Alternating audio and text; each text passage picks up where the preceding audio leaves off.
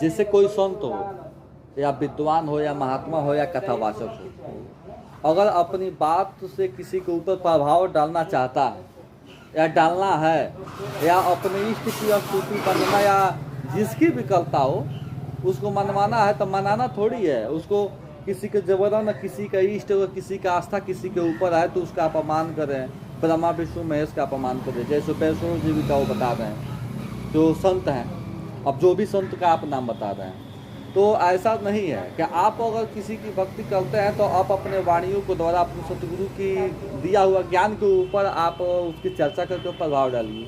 अब ये नहीं कि किसी संप्रदाय की उल्लंघना करना शुरू कर दें, उसी का शिकायत करना शुरू कर दें, ये गलत है।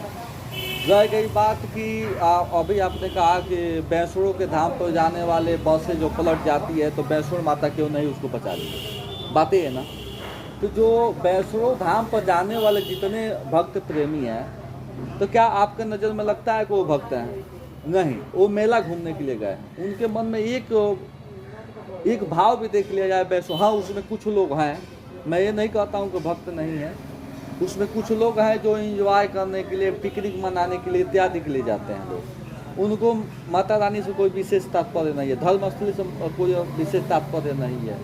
ये है कि किसी ने कह दिया तो देखा देखी में चले गए, कोई धाम के लिए चला जाता है, कोई उनके दर्शन के लिए जाता है, तो कोई अपने समय को पूर्ति करने के लिए जाता है, कोई समय को बर्बाद करने के लिए जाता है, कोई एंजॉय करने के लिए जाता है। कुछ न कुछ अपनी अपनी धारणाएँ हैं। और आप ये भी मानिए कि धर्म स्थलों पर देखा जाए तो सबसे ज़्यादा पाखंड और कर्मकांड भी हो रहा है, ठीक। तो वो हो रहा है तो जो से हिसाब से है तो उनकी संख्या ज़्यादा है।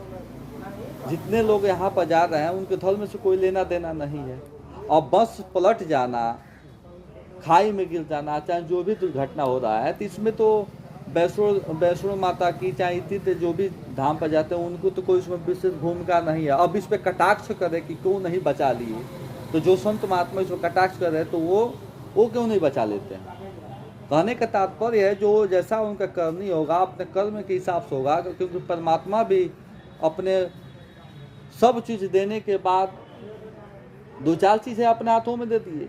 उन्होंने कहा कि मैं किसी का भाग्य नहीं बनाता, क्योंकि भाग्य बनता है कर्मों के द्वारा होता है। हानि लाभ मेरे हाथों में नहीं है, सब कुछ दिए, लेकिन हानि लाभ मनुष्य के हाथ में है, जस अपजस मनुष्य के हाथों में है।